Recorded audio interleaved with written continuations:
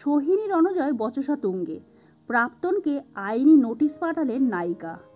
রণজয় বিষ্ণুর জীবনে এক ঝাঁক অভিনেত্রীর আনাগোনা। অতীত সম্পর্কের জেরে তাদের সঙ্গেই আইনি ঝামেলায় জড়িয়ে গেলেন অভিনেতা। একটি সংবাদ মাধ্যমের খবর অনুযায়ী সোহিনী সরকার সায়ন্তনী গুহ ঠাকুরতা তাকে আইনি নোটিশ পাঠিয়েছে। সোহিনী সায়ন্তনী প্রত্যেকের সঙ্গেই সম্পর্কে জড়িয়েছিলেন রণজয়। সোহিনীর বিয়ের পর ঘনিষ্ঠজনদের কাছে অতীত নিয়ে কুকথা বলেন অভিনেতা। এমনই অভিযোগ দুই অভিনেত্রীর। তারপরেই বচসা শুরু।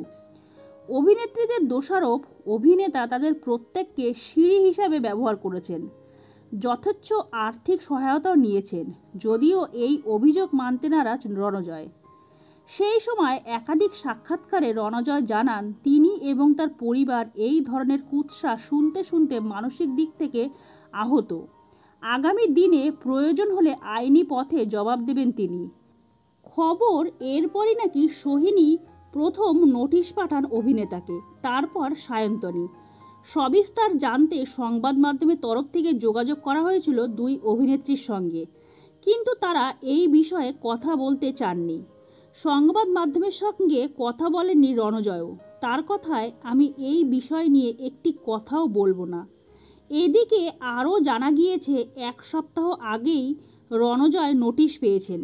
এরপর থেকেই দুই পক্ষের আইনজীবী বিষয়টি দেখছেন। সম্ভবত এখনও কোনো আদালতে মানহানির মামলা দায়ের করা হয়নি। তো বন্ধুরা, আজকের ভিডিওটা এই পর্যন্ত। পরবর্তী বিনোদনমূলক ভিডিও নিয়ে আমরা খুব তাড়াতাড়ি ফিরে আসবো। ততক্ষণের জন্য সবাই খুব ভালো থাকবেন, সুস্থ থাকবেন। নমস্কার।